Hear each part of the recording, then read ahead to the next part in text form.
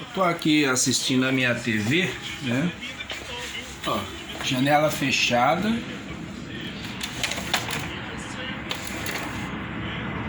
Quer dizer, não tava tão fechado. E lá na praça, o projeto Palanque rolando solto.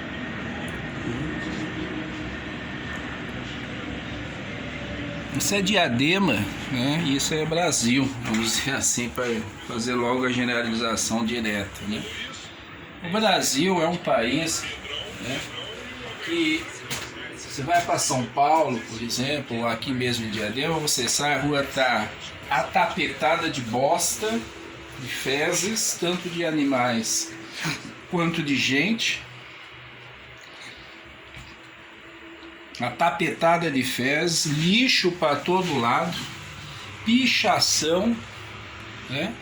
Barulho, e o povo, né, da prefeitura dessas cidades se preocupam em fazer festa, né? Em fazer arruaça, em fazer baderna em praça, né? É com isso que esses governantes se preocupam. Tá mais fraco que o comum, né, o normal, tá um pouco mais fraco. Mas fica 1 hora, 2 horas, os ânimos vão se exaltando, o povo vai chegando.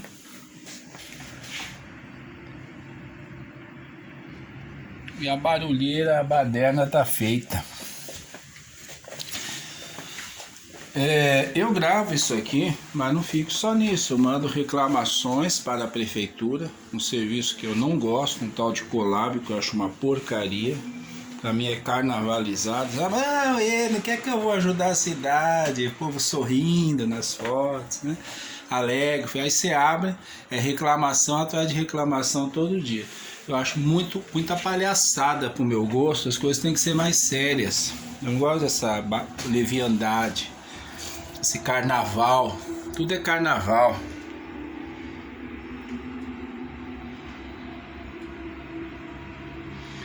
É isso, uma cidade insalubre, poluída, asquerosa, meio de sul fala assim, pelo que eu falei, lixo, noia, fezes para todo lado, pichação, barulho.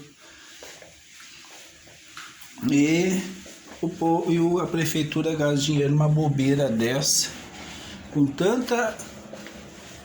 tanto artista interessante, quanto tanto trabalho interessante aí para se investir, para se fazer dentro do centro. Vai nos centros culturais hoje, você não vai ver nada.